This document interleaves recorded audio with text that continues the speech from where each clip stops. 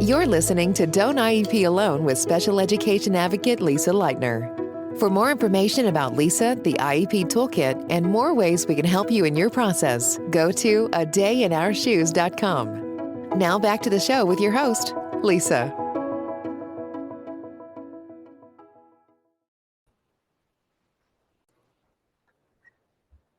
Hi, everyone. Welcome to another episode of Don't IEP Alone. I'm Lisa Lightner. I have some meetings today, so I actually had to put a little bit of makeup on. So that's why this next couple of episodes are video recorded rather than just audio, because most of the time you just get me as a hot, sweaty mess after walking my dog. But anyway, so I'm looking at myself in this video. My hair is blowing. I'm not doing this like supermodel thing. It's just that I have a little mini fan on my desk. Keeps me cool. Those of us women of a certain age know exactly what I'm talking about. And that is why I keep a fan on my desk. So anyway, my simple little podcast about IEPs today, I want to talk about, and this is something that I have been addressing in some reels and stories and short videos on social media.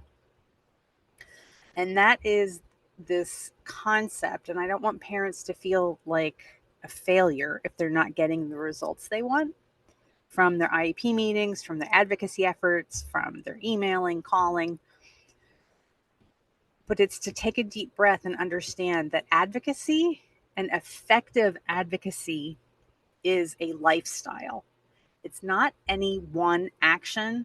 It's not any one act that gets you the results that you desire. Now, it may be that may be the case, right? Because you've done 25 different things, and then finally on the 26th one, the team said yes. And then people think, oh, well, that's all I need to do. And that's how I get my team to yes. But I had this email. I participate in a lot of different nonprofits, particularly in their special ed stuff. And they say, can you give us some guidance?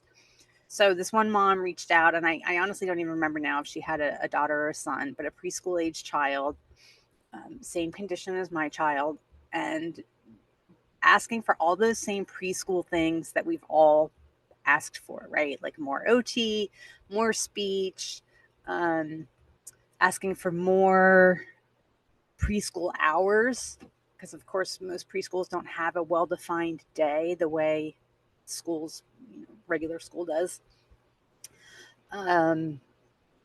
She's asking for more hours, more days, different times to work around naps, just all these different things that she was asking for. And so she listed, like, this is what my child gets. This is what I'm asking for. How do I do that?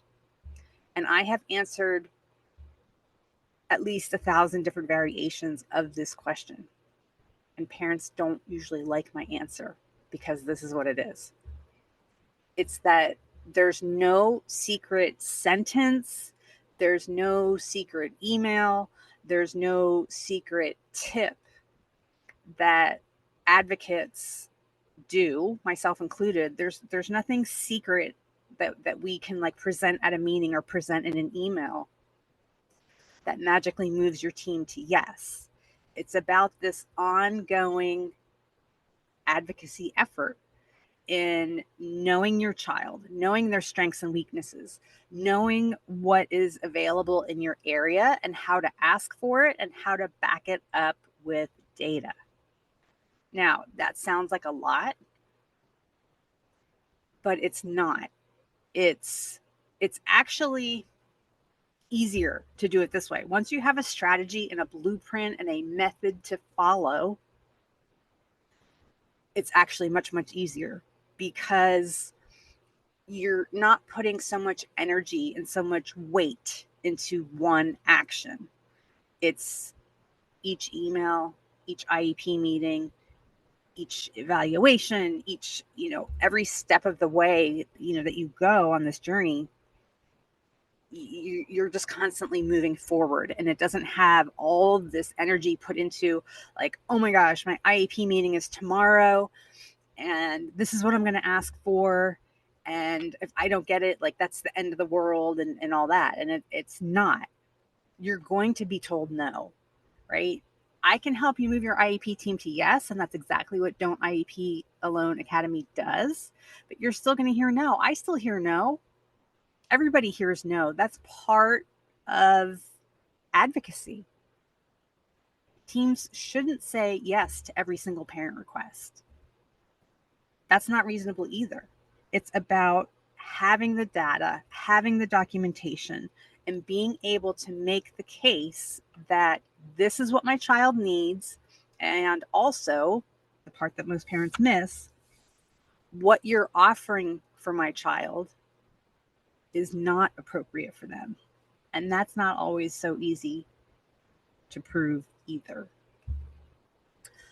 Anyway, just keep that in mind as we head into the school year.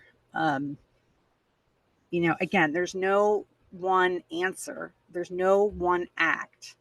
A solid IEP, a robust IEP that meets a child's needs and that is implemented with fidelity does not happen at one meeting. It doesn't happen because of one email. It happens because of ongoing, sustained advocacy efforts, a little bit every week. And again, once it becomes a lifestyle, and once emailing your team and doing all the CYA stuff, as we say, another acronym, does everybody know what that acronym is? I hope. Cover your ass. But exactly that. If you keep up with documenting what your child needs, maintaining good data, maintaining good records, staying on top of those progress monitoring reports, it's nothing. Like, I don't even, I've been doing it so long now that I don't even think about really even doing it. It's just such a part of who we are. And it carries over, of course, for us into the healthcare space as well. So again, do not get discouraged if you get told at your IEP meeting no. And then I think a lot of parents do, and they think like, oh, well, I did all this research and I really pumped myself up to ask for this, and I asked for it, and I did, and I was still told no. And so they go away with their tail between their legs, thinking that the situation's hopeless. It's not. It's not. I have met very, very few teams who said no to a parent who could make their case on paper, right? Because I hear that a lot. Well, my team just always says no. My team just always says no. No, it's a numbers game. They can't say no to everybody, and they don't say no to everybody. So they say no to those they know can't prove it and who can't hold them accountable to what they're asking for, what they're providing. Okay. I have met very few school districts who, when presented with a pile of meaningful data and documentation, still say no. It just doesn't happen. Anyway, check out don'tiePalone.com, new site. It's in the works. It's up, but it's still a little rusty.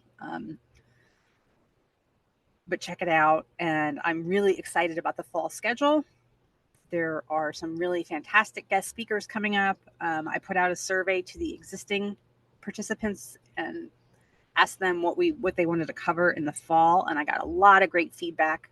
That is one of the cool things about Don't IEP Alone Academy, is that it is participant driven, right? There's over 100 sessions in there, and I share my advocacy strategy of moving your team to yes, but that's just one component of the academy.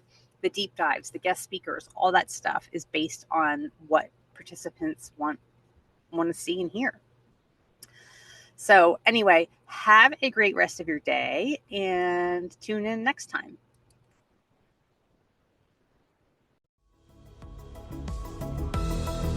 Thank you for listening to Don't IEP Alone with Special Education Advocate Lisa Lightner. We're so glad you've joined us and would love to connect with you outside of the show. For more information about Lisa, the IEP Toolkit, and more ways we can help you in your process, go to adayinourshoes.com. From self-care tips to common IEP mistakes, there's even more to explore. Don't forget to rate and review the podcast and subscribe to never miss an episode. Until next time, don't IEP alone, and you don't have to.